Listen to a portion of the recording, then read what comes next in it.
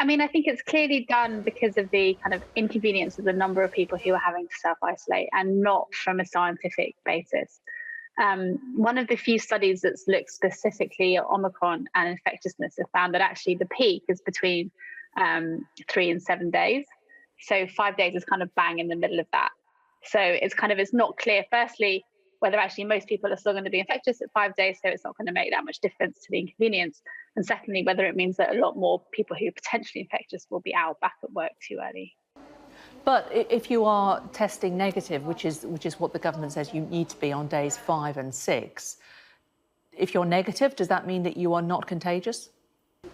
It means you're much less likely to be contagious. I mean, the tests are good, but they're not perfect. And so obviously, even if everybody tested exactly how they're meant to test, it still means that cases will be missed.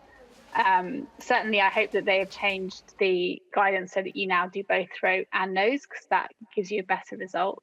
You're more likely to pick up infection. The other thing that worries me is that you're asking people potentially to go back to work when they're not feeling well, even if they're testing negative. I mean, people that I know who've had COVID have generally felt ill for about a week. And then the other worry is that people particularly those on low income who don't have adequate sick pay or access to sick pay, will kind of feel a lot of pressure to go back before they're ready, or even before, feel a lot of pressure to come up with a negative test as well.